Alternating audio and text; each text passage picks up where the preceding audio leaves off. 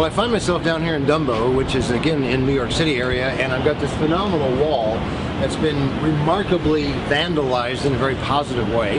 It's wonderful graffiti, paintings, and things like that, and I'm going to come along here and make a nice photograph of any number of these areas on this particular wall.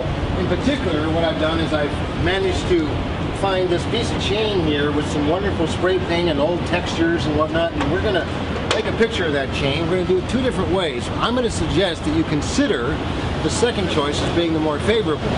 Hi, I'm Brian Peterson, and I'm the author of Understanding Exposure and Brian Peterson's Field Guide to Understanding Photography.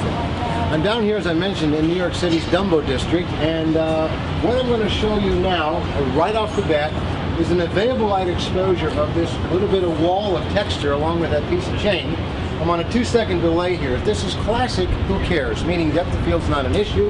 Therefore, I'm at f11. And I'm going to set the camera up accordingly and take one more look. I love it. And 2-second delay.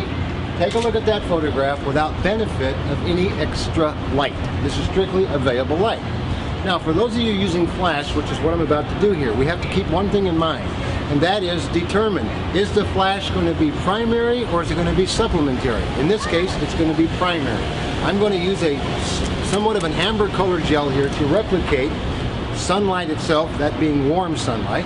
And in order to make sure that I get a good exposure on this, I need to kill the ambient light. That simply means that the exposure that you're looking at on the screen right now, without benefit of any flash, is f11 at 1/10 of a second. Kill the ambient simply means I have to go to at least 2.5 to 3 stops underexposed. f11 at 1/20th is 1 stop. f11 at 1/40th is 2 stops, and f11 at 1/80th of a second is 3 stops. So not surprising, I'm going to go to 1/80th of a second, and there it is at 1/80th right now. I've got the flash set up on the back of the flash. My SP900 Nikon is set for an aperture of f11 based on a relatively close distance. I'm going to be right here approximately 18 inches away, so I have powered the flash down considerably. So just how considerably powered down is that flash? Well, it's powered down to a 16th power, in fact, because again, my distance is incredibly close at f11. In fact, like I mentioned, about 18 inches away. So at a 16th power, 2-second delay on the flash. Let's take a look at the difference between the two. And side by side, which do you prefer?